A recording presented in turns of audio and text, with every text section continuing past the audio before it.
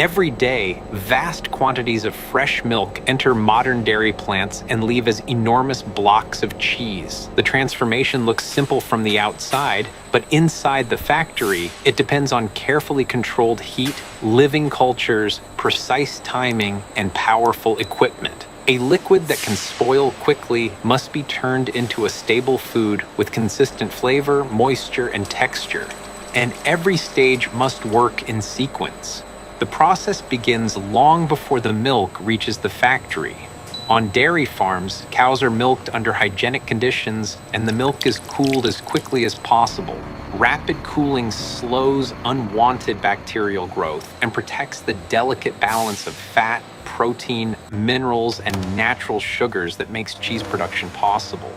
Among those components, casein proteins are especially important. Later, they will connect into a solid network that traps fat and moisture, creating the body of the cheese. But milk is never exactly the same from one farm or one season to another, so every delivery must be measured and adjusted before production can begin. Insulated tanker trucks collect the chilled milk and transport it to the dairy plant. Their polished stainless steel interiors are designed to reduce contamination and allow complete cleaning after every load. By the time a truck reaches the receiving area, the factory already needs to know where the milk came from and how it was handled. Before unloading, operators take representative samples. The milk is checked for temperature, acidity, composition, odor, microbial quality, and signs of residues that could interfere with production. Only a load that meets the plant's standards is accepted. Once approved, sanitary pumps move the milk through a sealed receiving line. Flow meters record the volume, while digital tracking systems connect the delivery to its farm, test results, and production records. Keeping the milk inside closed pipes protects it from air, dust, and unnecessary contact. The milk then enters large, refrigerated silos. Slow agitators keep the mixture uniform without damaging the fat globules or allowing cream to collect at the surface. These storage tanks also act as a buffer, allowing the factory to keep running even when tanker arrivals do not follow a perfectly even schedule.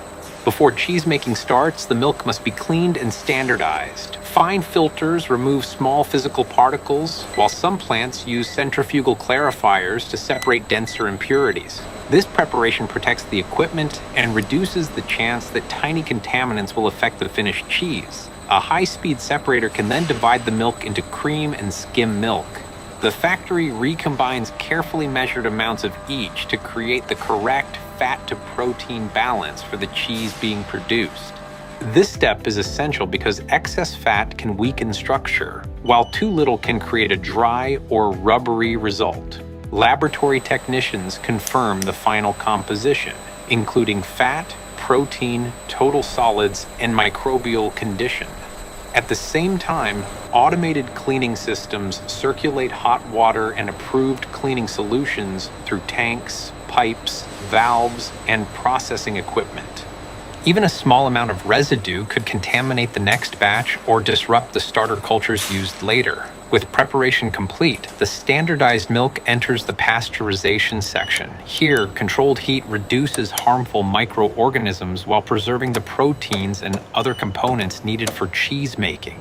In many plants, the milk passes between thin metal plates that transfer heat quickly, then cool it again with equal precision. The temperature after pasteurization is not random. It is adjusted to the range required by the selected starter culture. From there, the milk travels through sanitary pipes into enclosed cheese vats that may hold thousands of liters at a time. Automated dosing systems add beneficial bacteria chosen for predictable acid development and flavor formation. These cultures begin converting lactose into lactic acid, gradually changing the chemistry of the milk. Temperature and acidity are monitored continuously because the bacteria must remain active without moving too quickly or too slowly. Once the milk is developed correctly, a measured amount of coagulant is added. This enzyme helps the casein proteins connect into a continuous network. The vat then becomes still, and the milk slowly changes from a free-flowing liquid into a soft gel. This resting period is quiet, but it is one of the most important moments in the process. If the milk is disturbed too early, the developing structure can break and valuable solids may be lost. Technicians wait until the gel is firm enough to hold a clean cut. Rotating wire knives then pass through the vat, dividing the gel into thousands of curd pieces. Their size has a direct effect on moisture. Smaller pieces release more whey, while larger pieces hold more liquid and usually produce a softer cheese. The cutting action must remain smooth and even. Rough movement can shatter the curd and send protein and fat into the whey.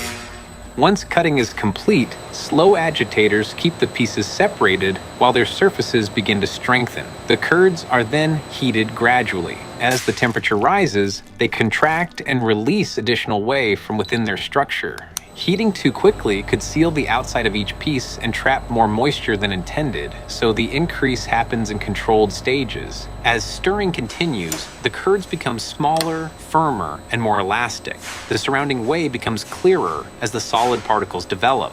Sensors track time, temperature, acidity, and equipment load, while experienced cheesemakers may also examine the curds by hand to judge how they compress and separate. When the target texture is reached, the vat contents move toward a draining system. Perforated screens retain the warm curds while liquid whey flows away. This creates two separate product streams from the original milk. The whey is not simply discarded. Depending on the factory, it can be processed into protein ingredients, lactose, feed components, or other useful products. Recovering it improves efficiency and reduces waste across the dairy operation. For many block cheeses, the curds collect into a thick bed after drainage. Acid development continues, changing the texture from soft particles into a denser, more flexible mass. Large slabs form and are cut, stacked, or turned so moisture can leave evenly. In cheddar-style production, this stage is known as cheddaring. Repeated stacking and turning helps create the cheese's characteristic fibrous body. As acidity rises, the slabs become smoother and more elastic, signaling that they are ready for the next step. Mechanical knives mill the slabs into smaller, consistent pieces. This creates more surface area, so salt can be distributed evenly throughout the batch. The amount of salt must be controlled carefully because it affects much more than flavor. Salt slows culture activity, helps regulate moisture, and influences how the cheese will mature. Gentle mixers tumble the salted curds without crushing them.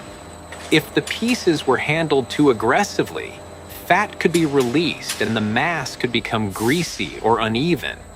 The salted curds then travel toward molds or block-forming towers. Gravity begins to settle the loose pieces together while pressure forces out trapped air and remaining whey. Some systems also use vacuum to create a denser and more uniform internal structure. Inside a forming tower, the curds may descend as a continuous column. Their own weight, combined with mechanical pressure, gradually compacts the material. At the bottom, cutting equipment divides the column into large rectangular portions with a controlled target weight. Each warm portion enters a lined mold or a heavy-duty forming bag.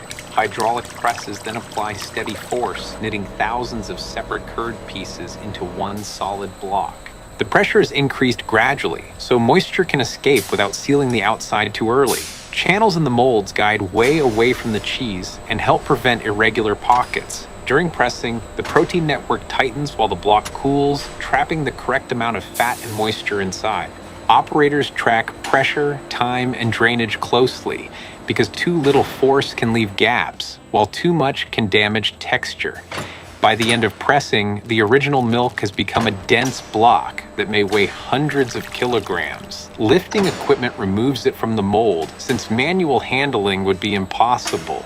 Workers inspect the exposed surfaces for cracks, weak corners, trapped material, or signs of uneven formation. Depending on the cheese style, the block may be sealed in strong plastic. Vacuum chambers remove surrounding air before the film closes tightly against the surface. This barrier limits moisture loss and protects the cheese from contamination during cooling and aging.